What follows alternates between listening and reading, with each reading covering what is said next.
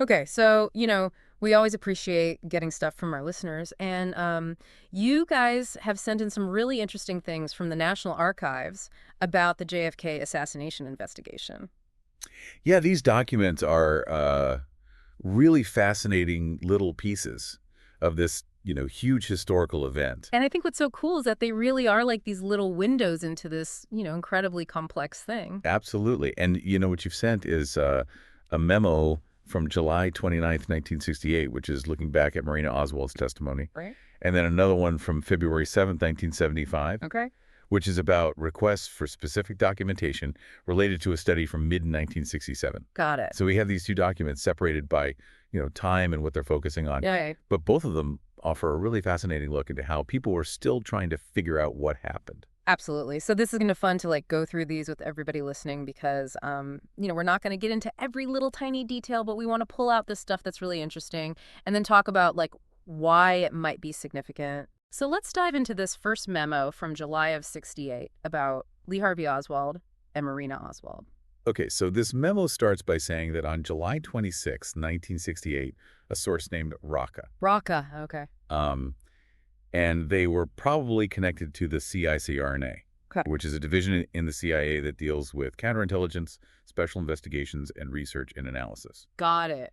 So Rocca brought up something specific about Marina Oswald's information, and that kind of triggered a new look at her whole story about Lee Harvey Oswald. And this is where it starts to get really interesting because Raqca's first thought after looking at everything they had on Oswald was that there were gaps in what Marina Oswald knew, Right. or at least what she said she knew, right? Exactly, and it makes you think, were they still trying to figure out if her story matched up with the other evidence? Oh, totally. And what's even more interesting is that Raqqa wasn't just saying that there was information missing. Right. The memo says that Raqqa also found parts of her story that just didn't seem believable.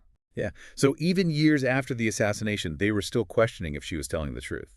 Wow. So then we come to this new information that Raqqa got about a woman named Irina Shurakova. Right. And apparently, Shurakova was talking to a British-controlled source who was described as a good class judge, Okay. which I guess means that the British intelligence people thought this person was really reliable. Right. So that adds another layer to this whole thing, like an international connection, even though it's indirect. Right. And the memo then goes on to say how Roca saw Shurakova, Okay. like what they thought of her, and they said she was considered to be reliable after being questioned pretty thoroughly. Wow. And get this, the Soviets even tried to verify Shurakova. Seriously? Yeah, which means they must have been interested in her connections too. So they were suspicious of her too, huh? Seems like it. But even with all that, Rocca's conclusion was that Shurakova wasn't actually a KGB agent. Interesting. They thought she was more of an opportunist interpreter, maybe just trying to get her visa application approved. So maybe not some big spy, just somebody trying to get by. Exactly. And Rocca even says that this information about Shurakova wasn't something they could act on right away. It wasn't like a direct lead or proof of a conspiracy. Okay. But it did give them some context that could help them understand Marina Oswald's actions and what she was saying. I see. So it's like a puzzle piece that might fit in somewhere, but they weren't sure where yet. Exactly. Okay, well, this next detail is the one that really jumped out at me. Oh, yeah. This British-controlled source and Shurakova, they visited that apartment in New York where Marina Oswald worked. Right. And not just once, but multiple times. That definitely makes you wonder if they were trying to keep tabs on her or get more information. Totally. It feels very intentional. It does. And then there's that part about Shurakova's reaction when Marina Oswald showed her those address cards for Altadena, California. Right. I remember that. Rocca thought that reaction meant Shurakova was entirely innocent. Like, the British weren't feeding her information on purpose just to see how she'd react to Marina Oswald. So it wasn't like a setup. No. And Rocca's interpretation of that reaction is pretty interesting. What was it? Well, the memo says that Rocca thought Shurakova's reaction showed suspicion that this was a provocation. So Shurakova might have thought that Marina Oswald showing her those cards was some kind of test or something staged. Wow. So everyone's suspicious of everyone else. Exactly. It really shows you how much distrust there was around everyone involved in this whole thing. So what are we seeing here? Even years after the assassination, they're still trying to understand what happened, looking for inconsistencies and hidden meanings in what people like Marina Oswald were saying, and even looking at her interactions with people who seemed totally unconnected. Right. This memo really shows how they just kept analyzing and reevaluating the information, even focusing on little reactions and connections that might give them some new insight. It's like they're trying to piece together this giant puzzle. And it just shows you how complex this whole thing was and still is. Absolute. Okay, so let's move on to the second document, the memo from February 1975 about requests for basic documentation. All right, so this one's about a guy named Mr. Ober, who was asking for some important documents from way back in mid-1967. Mid-1967. And this was after he appeared before the Rockefeller Commission on February 3rd and 5th, 1975. Right, the Rockefeller Commission. Now, if you remember, the Rockefeller Commission was formed to investigate any wrongdoing within the CIA. Right, like any abuses of power, stuff like that. Exactly. So the fact that Mr. Ober was interested in documents about the creation of a special counterintelligence operation in mid-1967 is really interesting, especially considering what the commission was looking into. Definitely. So the memo then lists a bunch of documents that Mr. Ober had taken from the DDP, which stands for the Directorate for Plans. Right, the operations part of the CIA. Right, and he took these to the CCI staff back in August of 67. Okay. And it seems like he was using these as a reference to find other documents that might be important. And the list itself is really interesting. Yeah, what does it tell us? Well, there's talk about communication between the Department of Justice and the CIA. Specifically, a memo from Assistant Attorney General Fred Vinson Jr.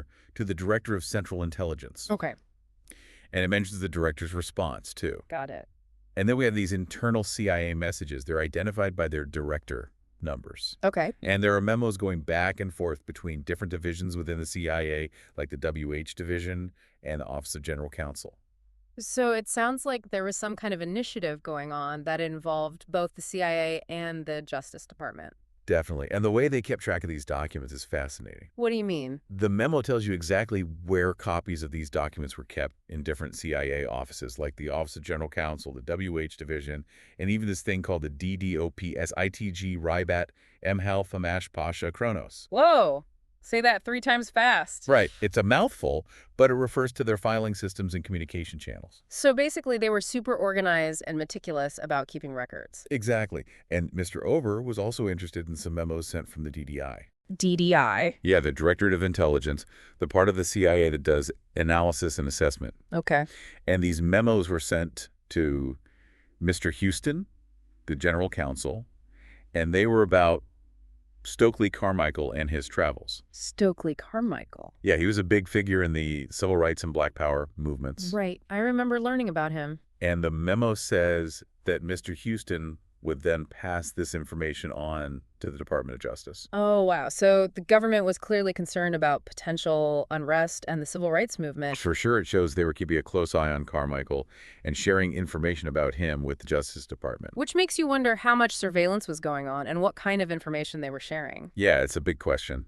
But then Mr. Ober's other objective was even more specific. He wanted to find something ideally from the president or the White House from around October 1967. So, where the president asked the director to prepare a study on international connections with the United States peace movement. that's really telling about the political climate back then, with the Vietnam War going on and growing opposition to it. Right.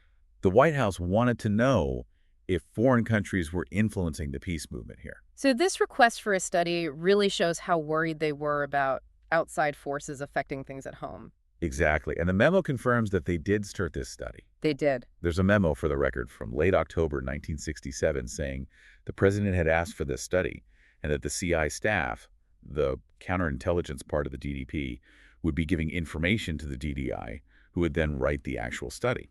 Wow. So they had a whole plan laid out. Yeah. And we even see mentions of meetings between the DDI and the DDP about this very topic. Right. And they list the people who were involved. Mr. Ober, Mr. Godfrey, Mr. Lehman, and Mr. Peter Dixon Davis. So we're getting this behind-the-scenes look at how a big intelligence operation like this gets started. Absolutely. And things move pretty quickly, too. Really? How so? Well, by early November 1967, Mr. Ober wrote another memo, for the record, detailing everything he'd done to gather information for the study. Okay. And he was doing this at the request of Mr. Angleton. Okay. And he wasn't just getting information from CIA stations overseas, he was also reaching out to other government agencies. So this was a wide-ranging effort to collect as much intelligence as they could. Exactly. And then we have Director 49260 from November 2nd, 1967. Okay. It's from Mr. Cordmeyer, the assistant DDP. Okay. And it basically tells all the CIA stations around the world that they need to find any information that could help with this study. Wow, so they really pulled out all the stops. Yeah, they were mobilizing all their resources to give the White House what they wanted. But here's the thing. Even with all this effort, Mr. Ober couldn't find any official document from the president or the White House in the CISO records specifically asking for the study. That's interesting. Yeah, and the DDI also looked through their records and couldn't find anything like that either. So how did this all get started? Right. It makes you wonder how the initial order for this study was given and recorded. Maybe it was more informal, like a phone call or something? Maybe, but the DDI did have copies of 2 memos that seemed to be cover sheets for when they sent the finished study to the president. Oh, really? When was that? November 15th, 1967. Okay. And these cover sheets were attached to the February 1975 memo as TABSN and O. Gotcha. Now, Mr. Ober really wanted copies of these cover sheets to bring with him to the Rockefeller Commission. Makes sense.